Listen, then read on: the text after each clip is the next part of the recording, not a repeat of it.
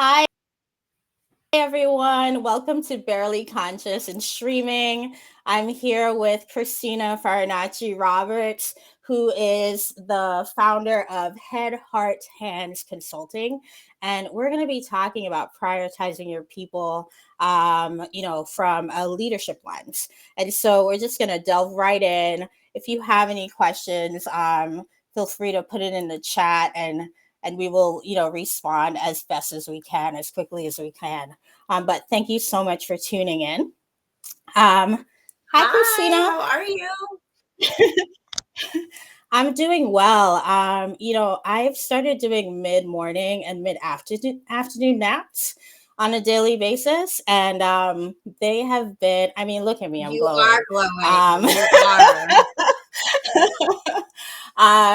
And so like the first thing I want to talk about is the fact that leaders, we really need to be rested, so that we can have the clarity that we need, because a lot of our decisions just come from us being in the right frame of mind, right?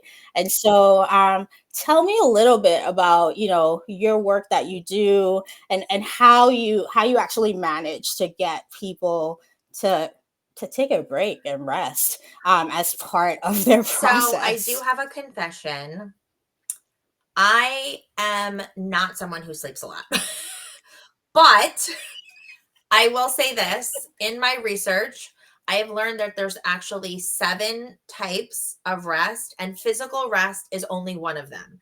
So even though on the physical rest, I'm a little bit on the less side, all the other types of rest, I am getting that in. So like I take mental rest, I take social media rest, I take emotional burdening rest, I do active rest, like working out or having a girls' night out dancing or things like that. So I am all about holistic wellness.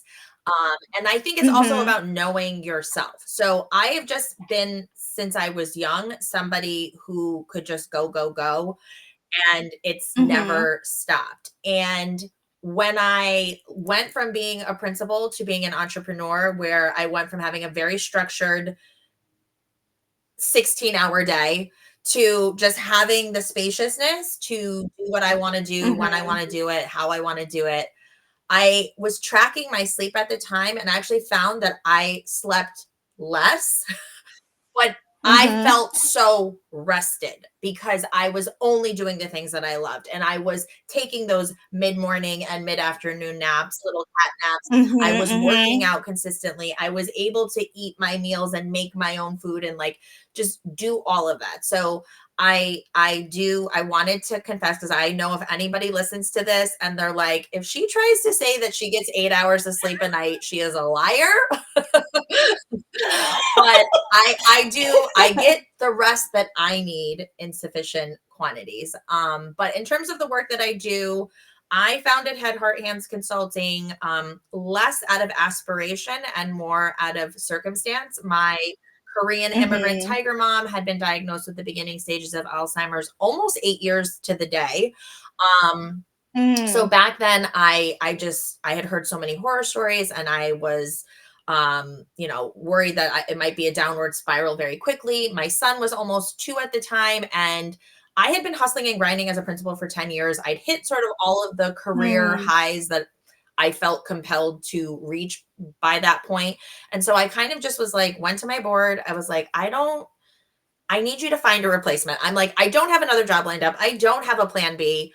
I do still have a mortgage for which I am the primary breadwinner, and I got to figure something out. And consulting just seemed like the right thing to do, where I could continue to use my experience and expertise, but be able to have a little more time autonomy.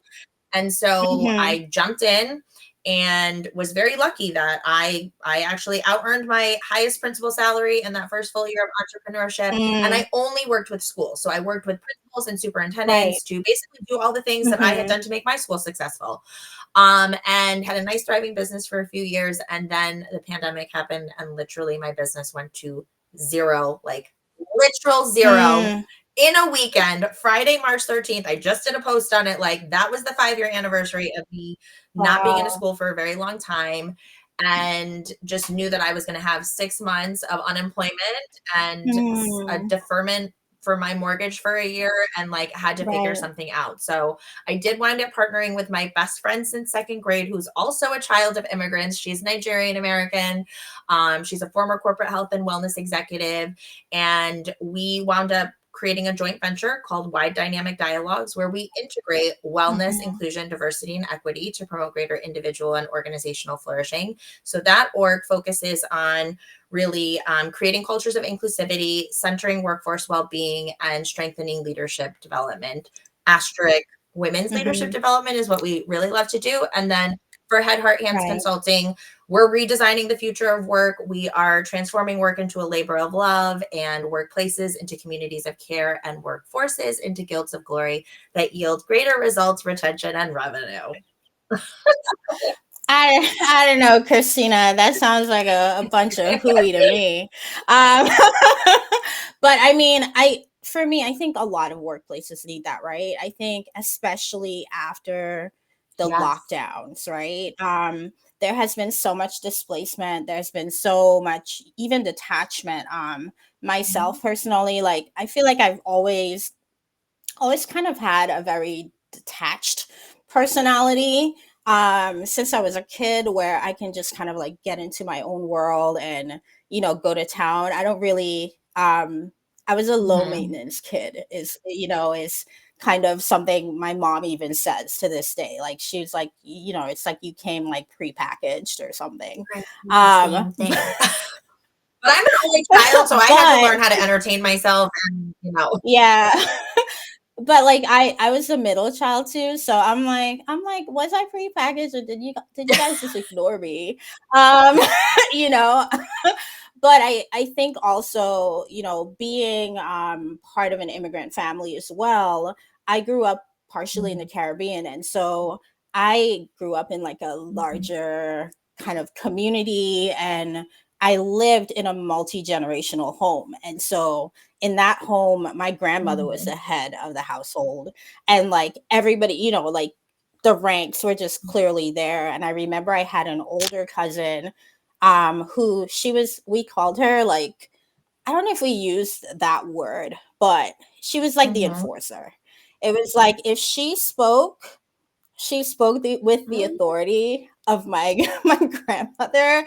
And so like it was like not optional to try to like go do your own thing. Like she had free reign to do whatever she wanted. And like you could try to complain about it, but it would just be like, okay, well, what did you mhm. do to make her have to use these Right. measures to keep you in check? My mom preferred a wooden spoon, But but I don't know what your. yeah, I mean, the thing is, like, it's so funny because I look back, like, I actually remember my runnings with her, and they're literal runnings where, like, I remember one day she, like, came to get us at the bus stop, and I was so excited to see her that I left the group of kids that she was picking up, and I dashed across the street with a bunch of cars coming in the rain to go to get to her. And I get to her and I got whiplash from from the pimp slap she gave me, because it was like, dude, like you almost Yeah. killed yourself. Like I was going to be responsible for that. And so and I only remember like a couple Mhm. other times, and part of that was like I was just a kind of kid that I adjusted. You only need I'm to get it like even once as an to know not to get it again. like, yeah, like even as an adult, like I always tell people, like, tell me what you need from me and I will adjust accordingly. And like sometimes people get really offended by that. But for me, it's kind of like I I don't want to like have more expectations of Mhm, you than you're willing to actually act mhm. on. And I don't want to hold you hostage to my Yeah. expectations either. And like and like I know that sounds like really mature and grown up, but but like and I think in a way it is. But sometimes I feel like people think that I'm like weaponizing my ability to just kind of like switch Yeah. off, like, okay, you know um And so I think as leaders, like, it's very, like, as a leader, like, I've been in a position of leadership so many times where I have to check myself with that, knowing that I can come off as, dismissive. Mm. Because, it's like, okay, well, you didn't get it done. Like I'm very much of like, it's like I don't want to hear your excuse. Let's just focus on like figuring it Mhm. out. Um and for me, I think it's just like, I've taken like every I kind of was just gonna personality say, test, right? I'm like, I'm certified in the Enneagram. I'm like, I have a sneaking suspicion you are a five. Could fives strive to feel detached? And so they're just very like Yeah. logical and analytical. And it's not, people sometimes mistake that Enneatype Mhm. as being like unemotional. And it's actually Mhm. that is a mistake. Oftentimes they actually hold a lot of emotion, but Too that's much why they in my want to opinion. detach from it because Yeah. they're like, I don't want to be moved by my pure emotion. So I'm going to keep this, Mhm. like, I'm going to try to have this separation so that I can be level-headed. And so it's like exactly like you said, it's not that you don't feel. You're like, I actually feel way too much, which is why I'm shielding you from all of that emotion that could come out if Yeah. it's not put into No, some sort of exactly. Yeah. And so it's like I found myself, even like I remember when I was a professor, like I had this like email exchange with a student, and she was kind of like I think she was offended because I wasn't really playing into her game of Mhm. not, like, she didn't submit an assignment, Yeah. and like I think the assignment was probably like 500 word essay. And from all the exchange that we had via email, she'd written about 3,000 words. And so in my mind, I thought, well, you're really creative and smart. So all this Let's time you're apply it here. spending playing this game with me, like, why don't you just do the paper? And I thought that, but I didn't actually like put it in writing Mhm. because I've always been wise enough not to put things that could like potentially just hurt a person in Yeah. writing to. Because what do we do when people send something to us that hurts us? We just keep reading it over and over again, Mhm. analyzing ourselves, Yeah. continually, and almost like manifest it, even taking on like Yeah. the personality that's pressed on us, right? And so like I thought of myself, and I was a leader, and she, as like a woman professor, I'm Mhm. thinking I have to like be the example that I would have Mhm. liked when I was a student. um and I remember just saying to her, hey, like, it sounds like you're going through a lot, so could you please just come to my office hours and let's kind of like see where we can, work this out. And like Mhm. she never came. But then she put in a complaint saying that and this is because, I'm always talking about Jesus. I know you see me on the internet too. I'm always talking He's my homeboy too, like so it's like all good. like sometimes I just have to like give credit where credit's due. And so for me, like, that was something that would come up in that particular course because English literature, for the most part, the canon, they're referencing a lot of biblical truth I'm a in former the, English teacher. I can confirm that. and so it was one of those things where I would show students like, hey, like, this is what they're actually referencing, but this is how it applies in like real life, and kind of Mhm. like starting with like the textual analysis and then application Mhm. in real life, right?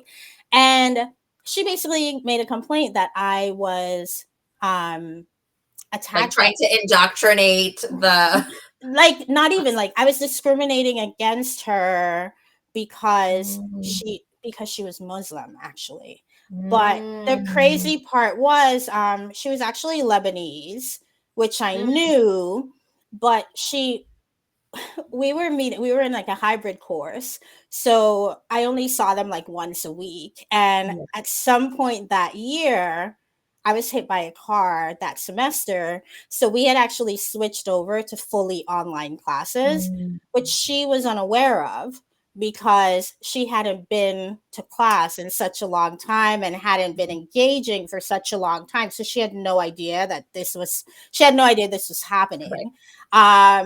And so I remember when that was going on, she was kind of like my leader kind of Mhm. got that email, and she dismissed it at first because Mhm. she was like, oh, I'll talk to Aubrey. She like messaged me. She was like, oh, when you're back on campus, I just wanted to catch up with you, see how things are going.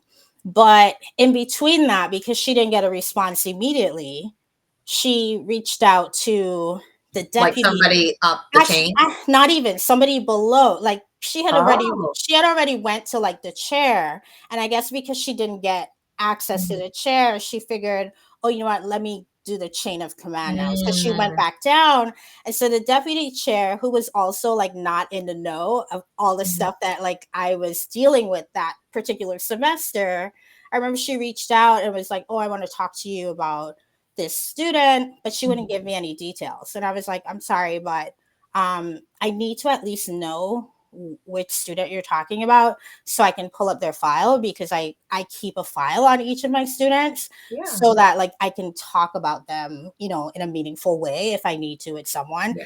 And then she started describing without the name, and I was like, oh, I remember her.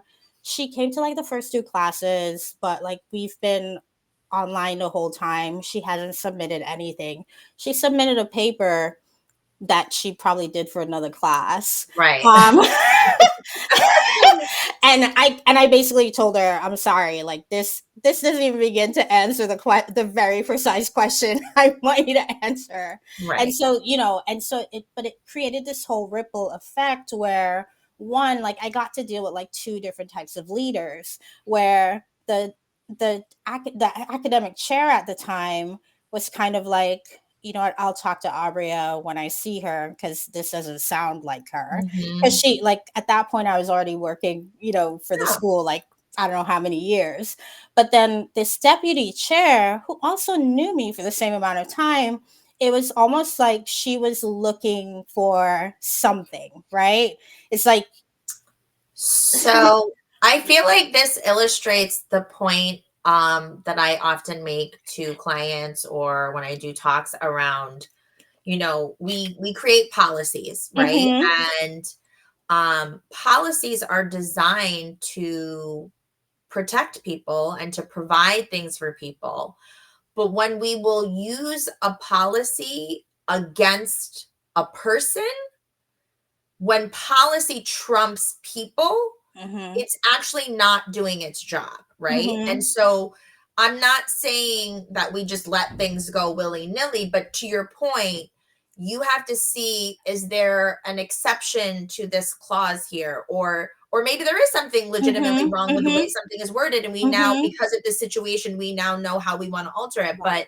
But that to me sounds like the one leader understood the context and was like, I Mm-hmm. don't think what this person is presenting is Right. what we need to be like concerned with on that level. And the Mm-hmm. other person, who, again, this might get into enneatypes, like those who strive to feel perfect, enneatypes Mm-hmm. ones, rule followers, gotta have that person Mm-hmm. might have just defaulted into that without Exactly. thinking about the repercussions of it on Mm-hmm. this like Mm-hmm. broader scale. So Yeah, no, and it was like, it's so funny that like this is the thing I latch on to, because like there's so many things I can talk about right now, but but I guess it must be important for somebody who's listening, yeah. right? And so ultimately, what happened was, you know, I was like, you know what? I'll just print all of my emails and bring it to you guys.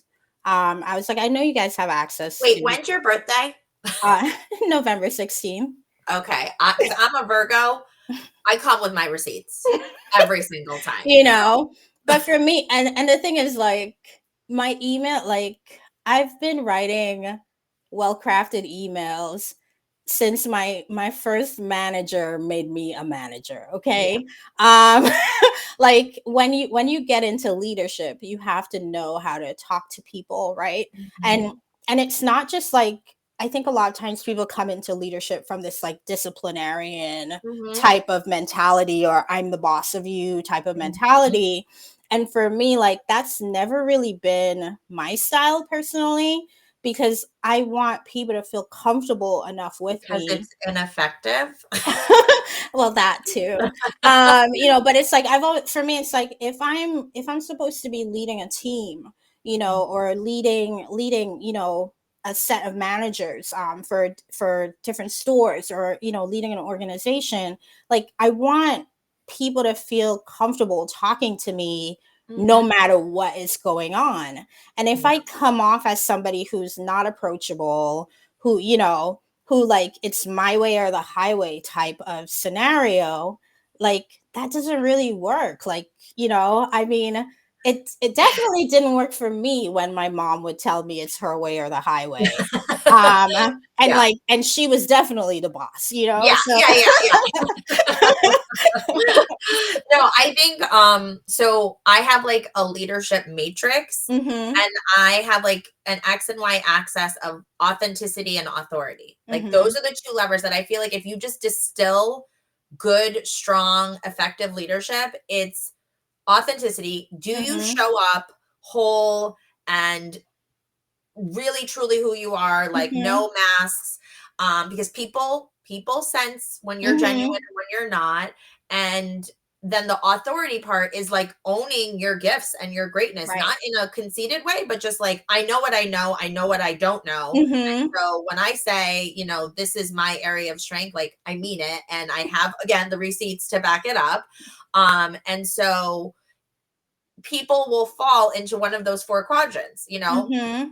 There are people who are not able to show up as themselves yet, and they haven't done enough to like be able to say they can command Right. the room. Then you have people who have the authority, like they're high on authority but they're low on authenticity. They're still Mhm. playing, they're still masking, they're still only showing who those parts of themselves that they think that they can. Then you have the people who are high authenticity, they're showing up Mhm. exactly who Mhm. they are, but they haven't built up enough credibility in what that they're doing, and they need to work on that. And then you have that final quadrant where it's high, like you are high Right. authenticity, you are a high authority, and like that's where you are like the pioneer, you are showing the way. And that's where ideally I want all my clients Mhm. and their employees to get to, because that's where you're effective. Yeah. I mean, like that's where the magic happens, right? I mean, and it's something like I actually did this a lot when I was teaching, where I always hated group exercises as a student, because I always ended up being like the group leader somehow. Yeah, And then the next thing I know, you're doing all the I work. was like doing all the work, and now I just had all this like bitterness and resentment towards my team because I wanted a good grade, Yeah, but then like I was mad that they were getting a good grade because I was getting a good grade, and so um and I feel like that works even in like the workplace as well yeah. still, right? And I remember something that I did was I would match people based on their like complementary strengths and weak Hmm. and opportunities in my courses. And so like if I had somebody who was just like a really creative writer, but Yeah, they couldn't for the life of them pick the best quotes for stuff, but then I knew somebody who was just like brilliant, like they could just like very analytical yeah, and they can just pick out like all the points quick and in a hurry. Like I put those two together, and like now they were both getting an A, yeah. right? And so like this is how I did it. And so we spent more time really like focusing on strengths, because Mhm. personally that's what I've done in my life. Like I've always functioned in areas where I was the strongest. And so like Yes. for It's the me, whole like basis of Clifton strengths, right? Like, know what your yeah, top 5 are, like, lean into those. you Those know. bottom 5, figure out how to delegate those or just Mhm. get Like around it. And and I think part of that is, like, the education system. Like, exactly, we make exactly. people feel like you have to be great at everything when you actually don't have to be great. You really I mean, I think it's don't. important to explore and learn so you can Right. identify what is or isn't your strength. But yeah, we should absolutely lean into and leverage those Yeah. strengths. And I love how you were talking about like pairing people, because the name Head, Heart, Hands Consulting Mhm. is this idea that we want to enlighten the head and we want to engage the heart and we want to empower the hands. And as humans, as leaders, as teams, Mhm. as orgs, we're obviously a combination of head, heart, hands, but I feel like everybody has a default mode. And as Right. you become stronger in your leadership, you have like more of an equilateral triangle because Mm-hmm. you built it up, but you still have the default way that you think about something. Exactly. So if you're a head person, you're going data, stats, numbers, Mm-hmm. theory, research, Mm-hmm. right? If you're a heart person, it's not that you can't do those things, don't do those things, or won't do those things, but you're more like, what's the personal transformation? What's the community impact? How is this improving my team's dynamics? And if you're the hands person, you're like, yeah. What is the actual like tactics that we're going to implement to Mm-hmm. shift from theory to practice and actually implement the Yeah. initiative? So Like I what would is the prefer process? you want to have a head, heart, and a hand on every single project. Mm-hmm. Because also, I mean, talking from a school's perspective, like departments, again, this is being generalizing, Mm-hmm. but Mm-hmm. my math people were my head people, my Mm-hmm. humanities people were my heart people, and my science people were my hands people, right? And so Mm-hmm. when you bring all the departments together and they kind of all have like their default, like in their own thing, one, they have like confirmation bias and Right. affinity bias, right? Because they're all Mm-hmm. thinking the same way. And then when you get them with the other cross function, Right. cross department, that's sometimes where you get that tension. But also, Mm-hmm. that's where the most innovation happens when you have those three perspectives having that synergy and Yeah. accounting for all those things. Because head is where you get your strategy, heart is where you get your culture, hands is where you get your operations. If you have Exactly. somebody thinking about strategy, culture, and operations for every single initiative that you have, you're definitely going to be able to execute that much more effectively than if you have one type of thinker. Yeah. Doing it. No, I completely agree. And I mean, that's literally what we do with like our quantum lead Yeah. framework. Like the point there is creating this, very holistic leader, kind of like what you were Mhm. talking about before, holistic leadership. So it's not just, oh, I'm getting enough rest or I'm getting enough learning. It's like all of these parts of me, like I'm making sure that like my spiritual well-being is Yes. intact, like I'm doing the things I need to do to stay mentally healthy, Mhm. and really like engaging the world in that way too. I think a lot of times we don't realize how so many like outside things are impacting us, Yeah. because they're not directly impacting us. Like you hear something and it's already like shifting, Yeah. the atmosphere around you. And so like just having more awareness of how things are impacting you and making those adjustments you need, taking time to meditate, but Mhm. also like having those hard conversations, without necessarily being hard when you have Yeah. them. So like gently talking to people about hard things, because I think, Mhm. we've come to a place in our society now where we're not even we're not even We're having not even dialoguing. like We're it's like, canceling you before you even have an like opportunity to finish your sentence. it's like we don't even give you the opportunity to change your mind. Like there's it's funny because There's no redemption allowed. yeah, There's there's no restoration, no renewal. It's you know just like you're done. yeah, it's like, oh, you sneezed to the left side, you're out. And so for me, like what I love about the quantum lead, it's like I always think about one of my first bosses, where it's so funny, like I think about him a lot because I'm like, what were you thinking, bro? um so he basically put me in charge of like 10 people. I Mhm. was 18 years old, had no business being in charge of 10 people right out of the gate from my Right. perspective.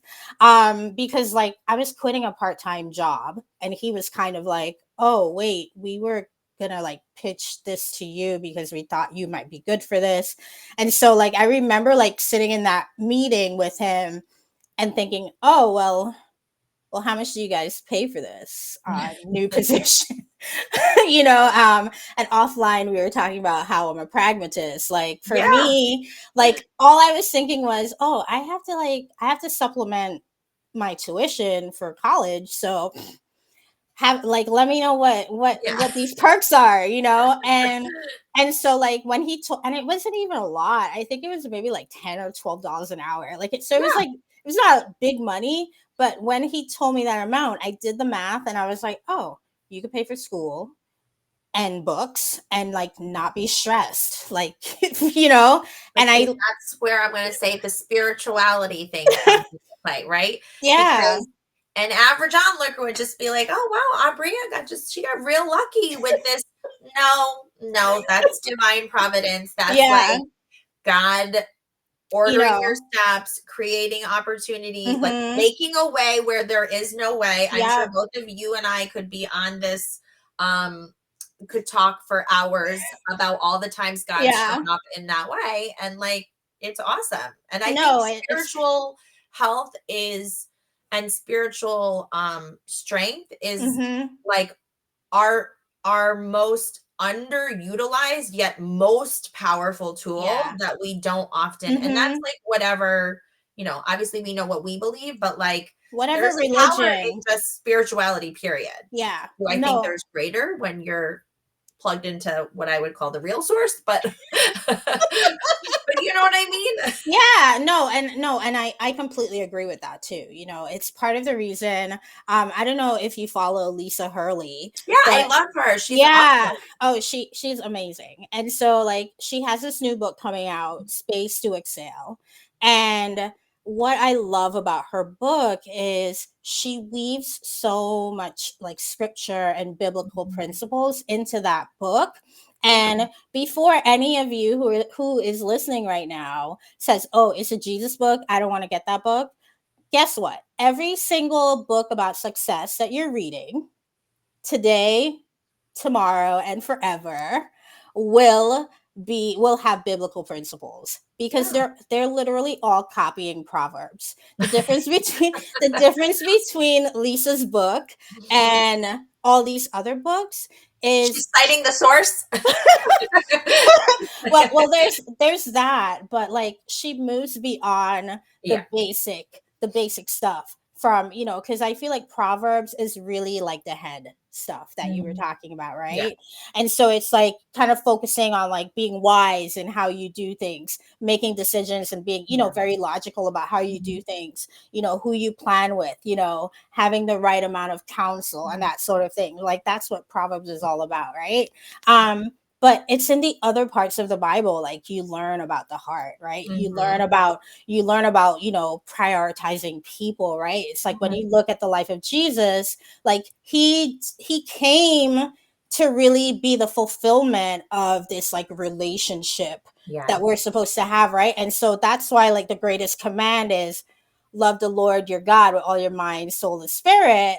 But the second command is love Love your your neighbor. neighbor as yourself, right? And so like there's this, and some people will call it hooey, but when you think about it, right, this is why like some of the issues we have really in any space, but even in the work, especially in the workplace, it really stems from people not loving and appreciating themselves, Mhm. not feeling validated within themselves, having gone through their own traumatic experiences, Mhm. whether in the workplace or even outside of the workplace. A lot of times, people are It, dealing with stuff. it's And together. Like you can't. yeah. That to me was the biggest um push for me to put out what I already had and knew was right. But Mhm. when the pandemic happened and everybody went through their own midlife crisis, no matter what age you were on Mhm, the mhm, spectrum, like mhm, it brought a light to like, why am I here? And like, mhm. if I'm gonna, if it really is YOLO, like, how am I gonna make this life count? Exactly. It's like you really have to be grounded in Mhm. understanding your purpose and believing that there's only one of you, right? Like Yeah. nobody has your unique combination of lived experiences, of learned Mhm. expertise, and of like just your legit essence. Like this Right. is like this magical formula. And Mhm. that then positions you to have a very unique purpose that only you can deliver on. And if you Exactly. don't have that, then if you don't have that understanding and also that ultimate identity of what you and I would say is Mhm. as a child of God, right? Yeah. Yeah. Um, then that trumps all the other other identities. So whether it's Exactly. relationally, like, oh, I'm a wife. Well, what happens when you get Mhm. divorced? Mhm. Or things that are accomplish based. Well, I'm the lawyer or I'm the CEO. Well, what happens when you get fired or your business goes, Mhm. Mhm. down the drain? If that was your ultimate identity, now you all of a sudden don't have anything that you're anchored to versus like, Yeah. I'm a child of God, or I am the only me on the planet, whatever spectrum you want to like Mhm. adopt. Mhm. But like that is what allows you to then now be in community with somebody else, now have a colleague and not feel threatened by their greatness because you're like, Mhm. oh, they might take something. No, no, no, beloved. What's you for you is for you. Like I always say, my blessings can never bypass me. So I Exactly. don't need to worry about you shining over there, does not make my star shine any less. And if you don't have that foundation, that's where you have people competing instead of collaborating, or Mhm. purposely hoarding resources, or being gatekeepers or things like that. Mhm. Doesn't happen in a culture where the leader has like reaffirmed these truths Exactly. in their employees.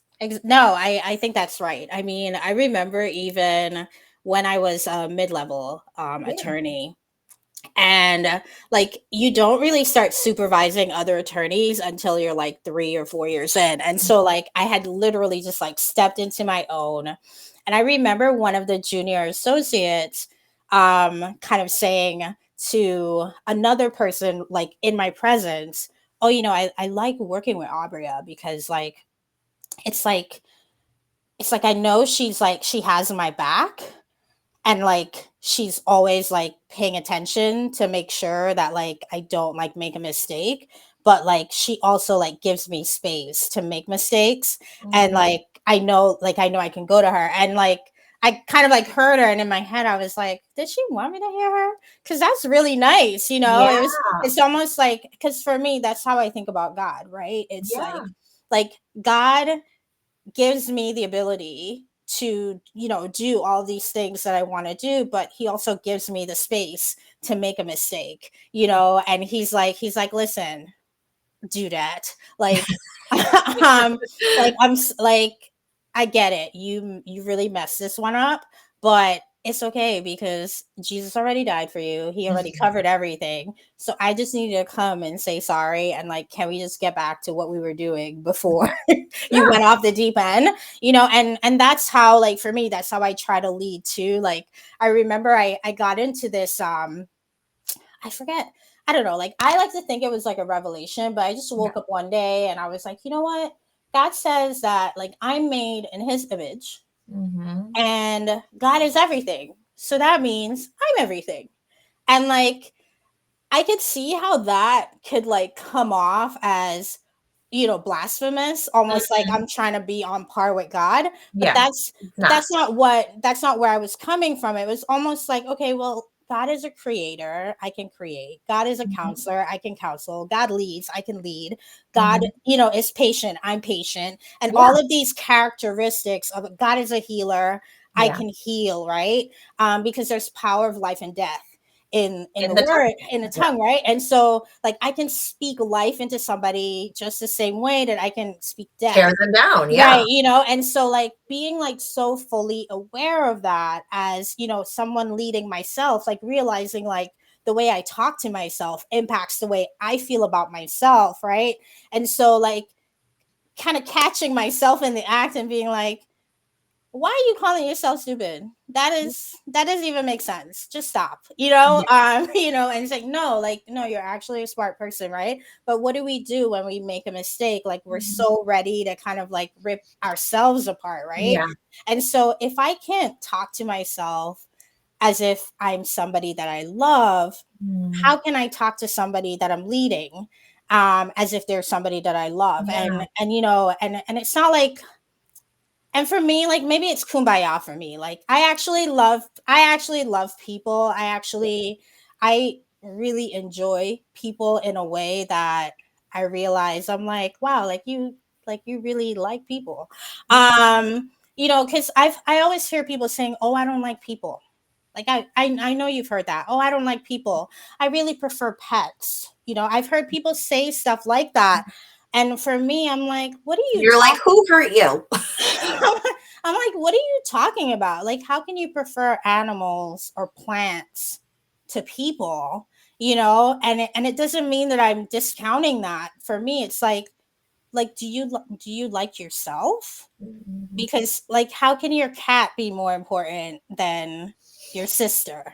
Yeah. Like it just, you know, it just doesn't, like there's obviously like Yeah. something like some a piece missing there, right? Mhm. And maybe that piece was stolen because like Mhm. you were torn down by someone Yeah.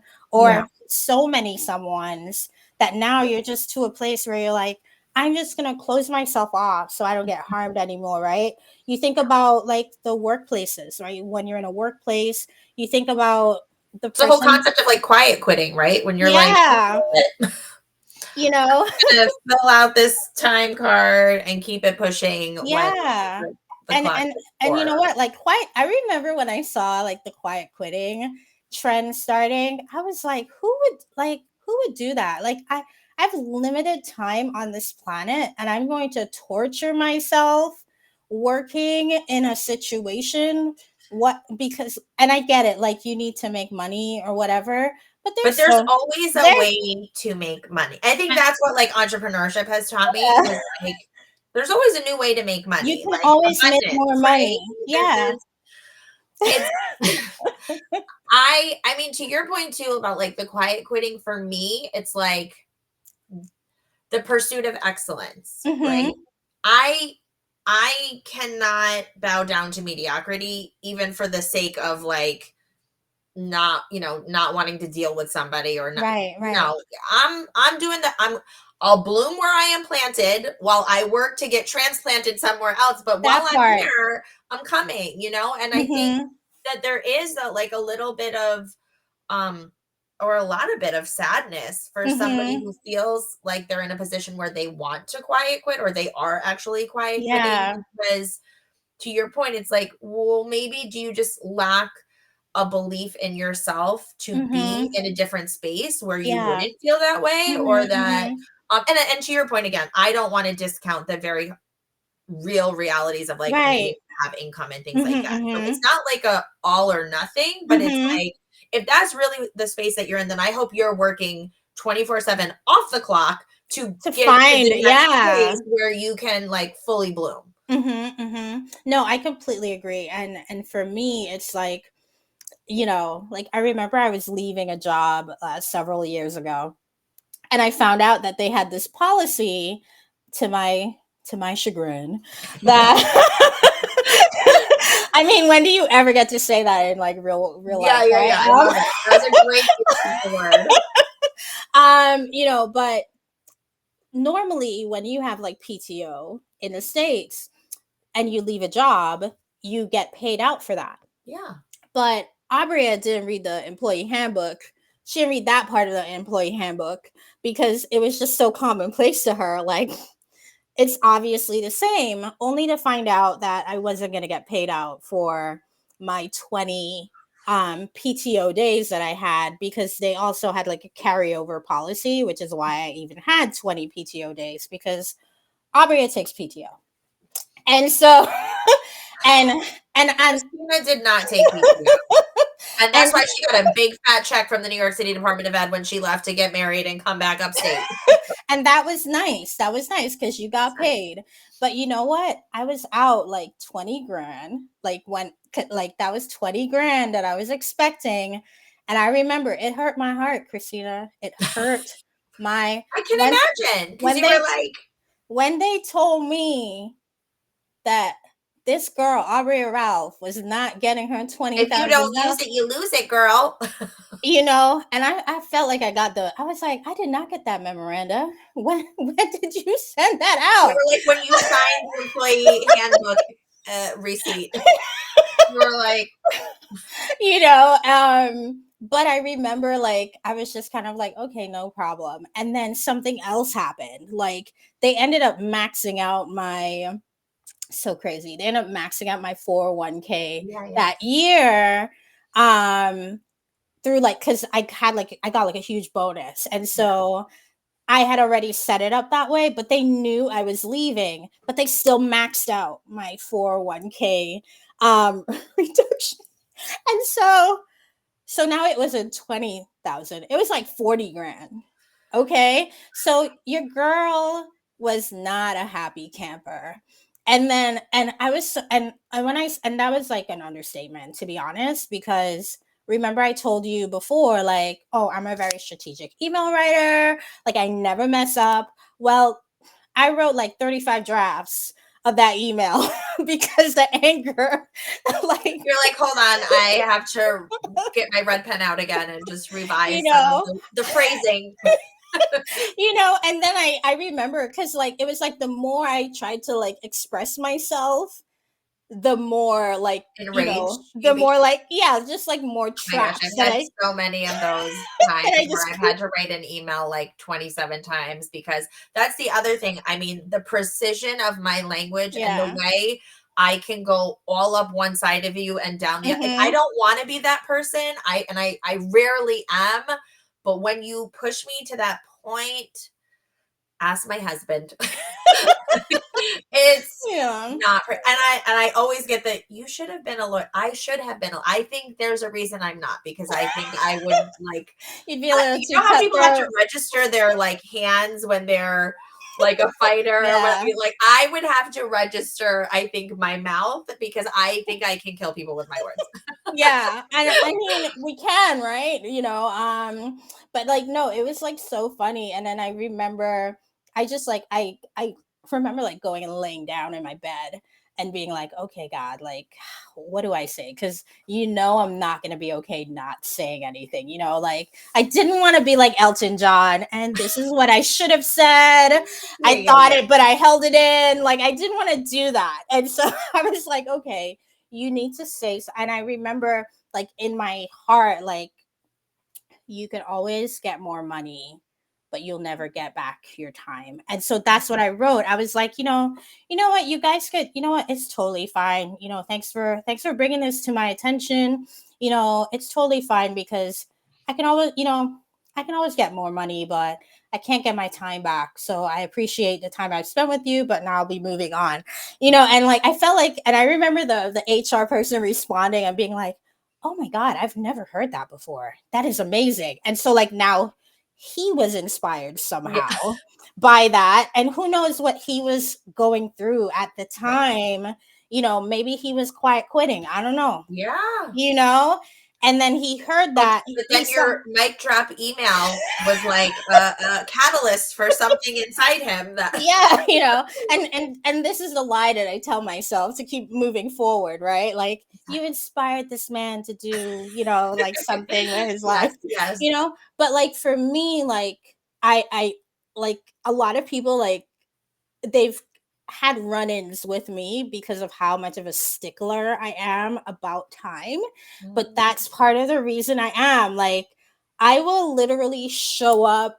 I'm the type of person where I will show up for you. I like if I say I'm gonna show up for you, I will show up for you. I have to preface it with that because if I tell you no, it's it's a enough. no. um, I have had no's turn to yeses, and I always say like that's when like divine intervention comes in, and Yeah, God's like, why aren't you doing that? Like that yeah, will literally take you 30 seconds to do. And then I'll like reach out and be like, hey, I know I said I don't have time, but but yeah. when I tell you yes, it's a yes. And when I say no, there's nothing you can say to me to convince me otherwise, Right, unless some divine intervention comes and says, no, we're actually doing that, Aubria. So, right. but yeah, no, I mean, this has been so great. So, what are some things you would like to tell to leaders about, what they can do kind of practically to prioritize their people, Yeah. and give them the space that they need to grow and flourish within their organizations? Can I give us a shameless plug right now? Yeah.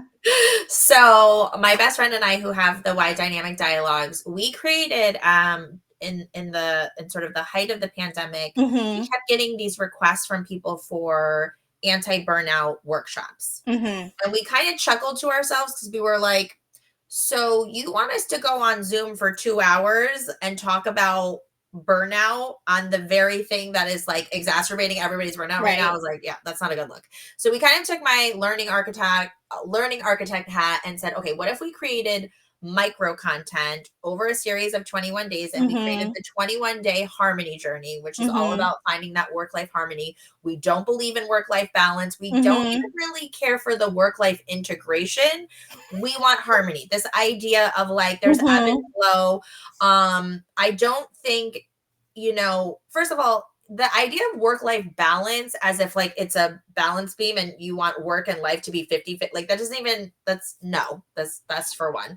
Number two, even if you could miraculously like get something to be balanced, it's all about seasons. There's seasons within each industry, there's seasons within your own life, and those things are always like coming in and out, and just being able to look at it more holistically, I think, is a healthier way of approaching it. So we created this journey, and the way we originally had it, it was like you just got all of the prompts and then you could put it within your own email platform or your intranet or whatever. Well, right before the start of 2025, we're like, okay, why don't we put this on our own digital learning platform? And so now we actually get to be a part of the experience and see what people are doing, because they get the content get stripped out to them, but there's a community platform. And what we always had this vision for was that it would be a collaborative innovation forum. So not only are you and your employees doing something, but there's other organizations that are also doing it. They might be in a completely different industry, completely different part of the country or the world, but you're all trying to figure out how do we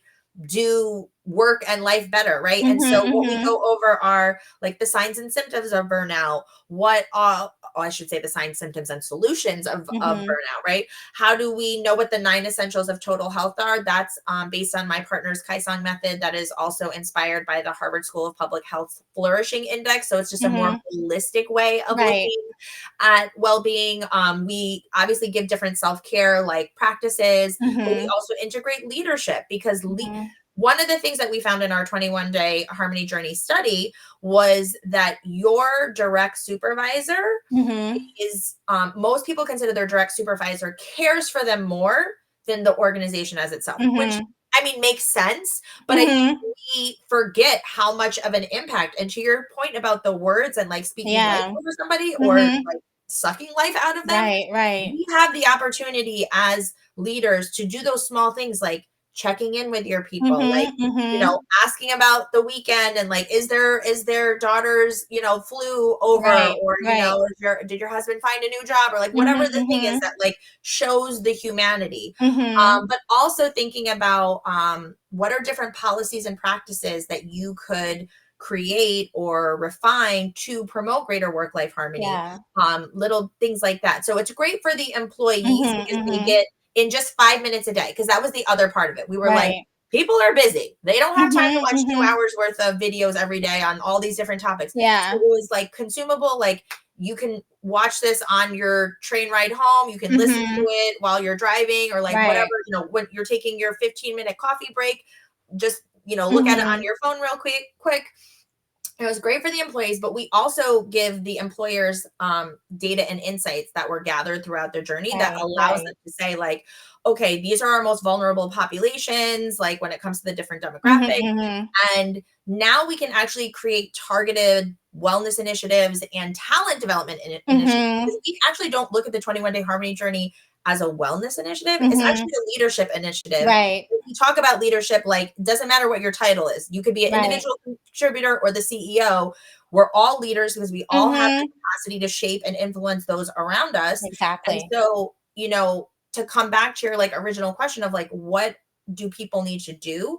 You need to be coming at things more holistically. So these 21 days that we do this, where we cover all these different topics, they're seed planting. The idea is not that you just do this 21-day harmony journey and okay, now we're good. No, it's like now we have a common language, we have a common vision, we have a better understanding of like the nuances of like what makes things a little more challenging, or maybe we need to shift how we do these things, like little things like morning meetings. I can tell you right now, as a mother who has to get my kid out the door, why do we have any meetings that happen before 9 o'clock? Like, I don't know why. Like, you know what I'm saying? Like that, like every time I see a meeting, I'm like, that person's not a parent, or they're not the parent that has to do the main caregiving. Or if they are, it's because they've been so indoctrinated by the system, which tends to be, well, let me not say what it tends to be. We all know what it tends to be, like who's making those decisions and why it's Mm-hmm. easier for them to make those decisions. So they tend to have a partner at Right, home that's right. taking care of all of these different things. Like Mm-hmm. I remember when we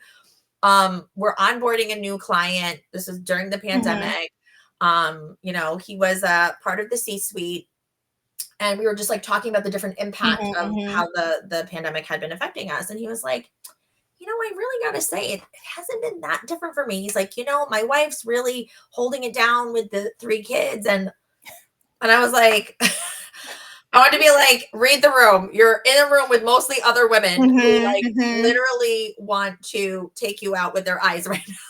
Because we're like, yeah, you have not been impacted because you have a support system at Mm-hmm. home. And Mm-hmm. like Mm-hmm. the challenge is that probably half of your workforce is playing that role as well as Mm-hmm. the role in your organization. And like Yeah.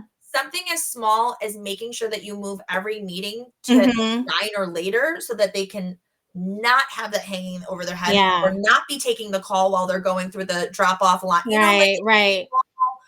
things like that. Or starting a meeting off by having everybody just take 1 full minute of 5 inhales and exhales together to like Mm-hmm. center yourselves, or Yeah.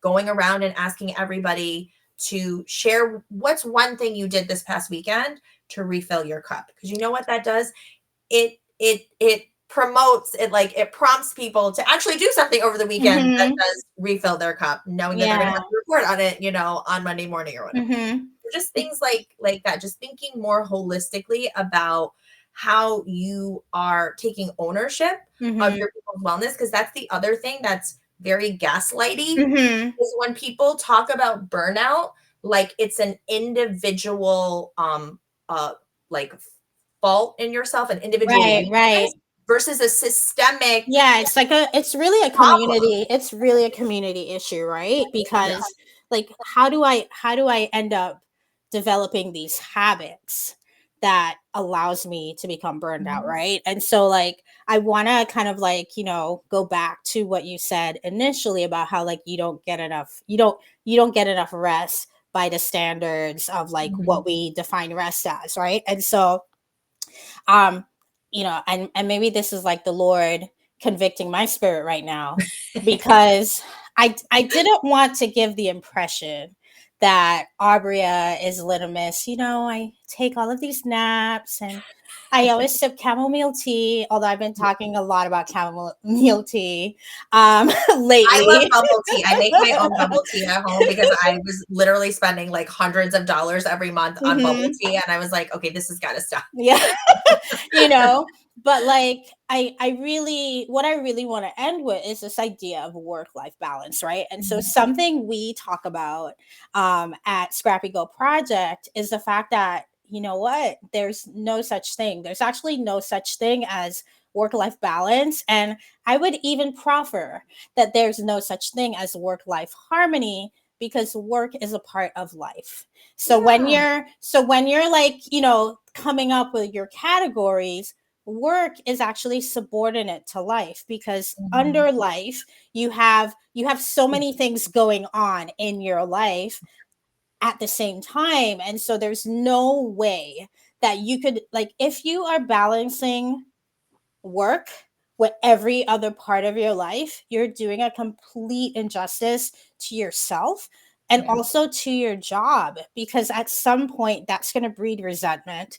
That's going to Mhm. make you burnt out because you're not fulfilling all of these other parts of you. Because Yeah. guess what? Like your professional well-being, or if you're an entrepreneur, your business well-being is Yeah. only as good as the rest of you are, right? and so 100%. and so if you're overcompensating, it's like if you're spending 80 hours a week working, Yeah. because you're creating this balance that you say that you are, you're actually creating a massive imbalance that you can never ever really get back from. It's like you're Mhm. you're constantly in this kind of like depleted mode, right? And so Yeah. to your point, I think the leaders need to take the helm Yeah. in making sure that they are encouraging people to take breaks, encouraging people to take vacation, you know, like We I talk about modeling. You have to model yeah, self-care as the leader, right? If yeah, you have a PTO thing, let them see you take PTO. Let yeah, them see you have the will be out, will not be checking emails, right. like help them to feel comfortable Mhm. to truly take advantage of the policies and practices that you have in place Yeah. or initiatives or benefits or any Mhm. of those things. Yeah, and don't like make decisions based on the fact that, oh well, this person's always available, Mhm. so now they get to be promoted because they're all, you know, almost Yeah. rewarding these, you Yeah. know, bad habits that are Yeah. really not sustainable. You know, instead of, you know, rewarding the person that, oh wow, like they're actually taking care of themselves, they're being thoughtful about, you know, having sustainable ability to do things. And I think, you know, that's where we have to move in this season. Like I think the old way is dead. I know Well, there. also, can we talk about, I mean, I know we're closing up right now, but it's Yeah, like Gen Z is not about that life for yeah, like hustling and grinding. They want to they want to have that work life harmony or whatever you know, they yeah, want to have impact mm-hmm, while still enjoying their own, yeah, you know, livelihood. Like yeah. Well, it goes back to what you were saying. It's like they want to have a holistic experience of life, right? Where, you know, it goes back, you know, it goes back to where we were talking about like self validation, right? If my identity is so wrapped up in work that I can't for the life of me go and enjoy the beach when I take the vacation, that like, you know, I have this meme of a woman holding her laptop in the I middle have to of like say, the like, ocean. pre-entrepreneurship, like, I was that person for a Yeah. really long time, Mhm. like, wore my 16-hour days like a freaking badge of honor, You and know. now I, like, literally shudder Mhm. at what I was communicating to my staff inadvertently. Like, I Mhm. never was somebody who was, like, saying, "You should do these." I would always be like, Mhm. "Listen, when you see me, don't, Mhm. like, Mhm. don't worry Mhm. about my email that comes to you at 2 AM." But it doesn't matter if I was saying, Yeah, "You don't like need to do this. I don't expect it." It's implicitly giving mhm. you the notion that if you don't show up at the same time and leave at the same time as me, that there's something wrong with you, or that you're Yeah. not serious or you're not as committed when you're not answering an email at 2:30 in the Yeah. like, no, no, like, that Yeah. was Yeah. wild. Like, I that's, like, my only one regret in my professional career was just that I was playing into a system that was playing me, you know? Like, Mhm. Mhm.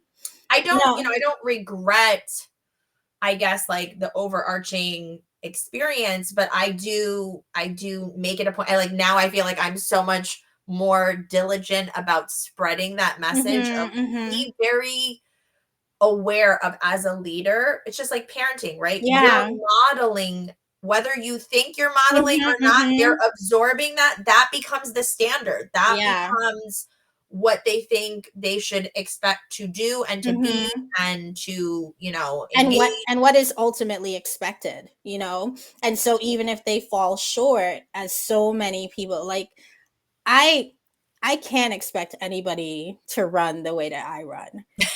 I just can't, because for me it's like I can wake up at 2 o'clock in the morning and I'm like, you know, bright eyed, bushy tail, ready to go.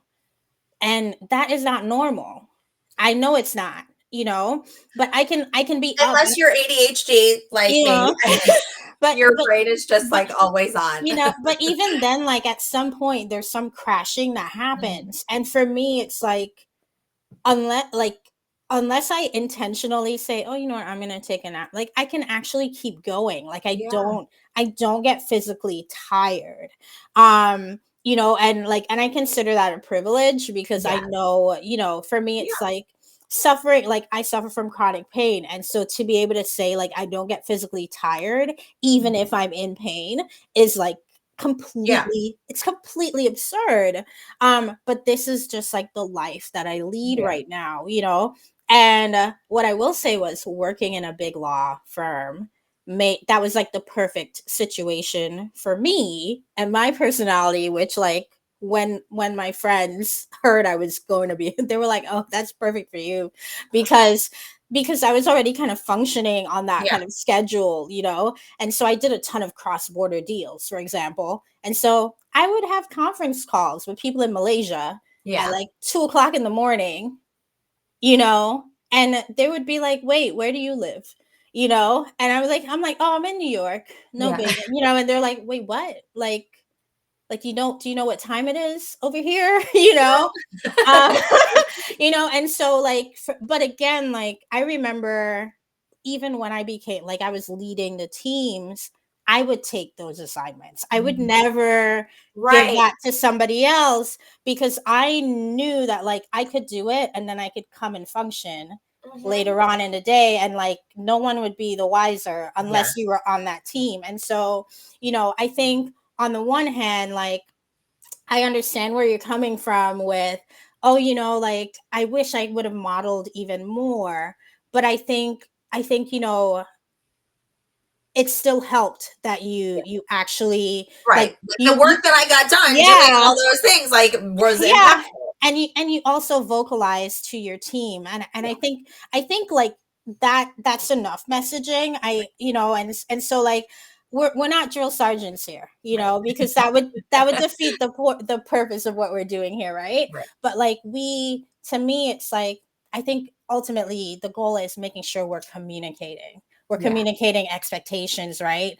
And Mhm. so like if you have a leader who's communicating to you like, no, this is not a Yeah. problem, right? And they're especially doing that in writing. We were talking about emails, like Yeah, they've yeah, already told you, like, this is not a problem.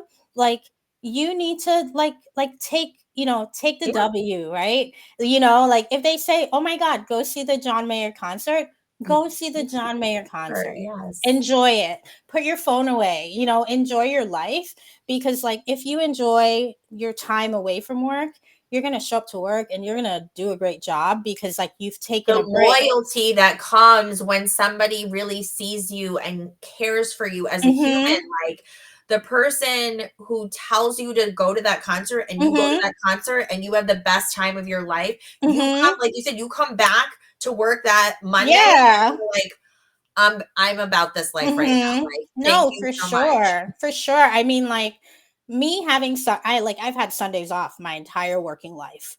And that's why I could show up to work the way that I did. Like I remember telling my bosses like, "No, you guys think you're doing me a favor, but you're doing you a favor because you want me to get all the Jesus I could get in me on Sunday." So so that nothing moves me for the rest of the week. Like I'm just so like plugged in, meditating on that word that I heard that got me so energized. Like you want me to like go and get that fresh meal, Yes.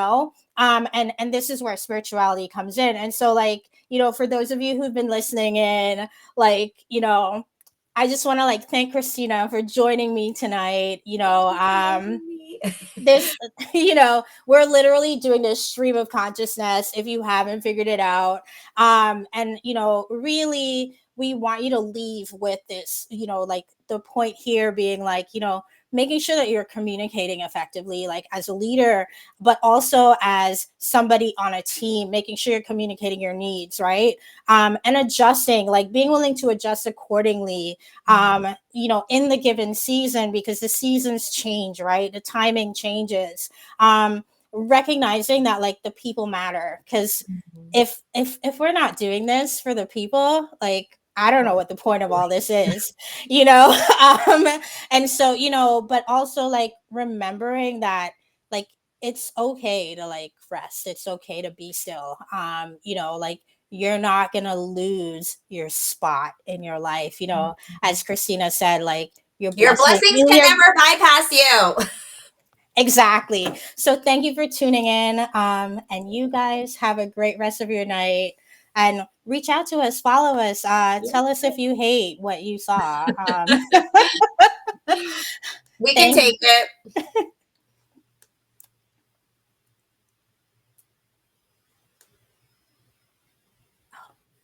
there. Sorry. 1 second.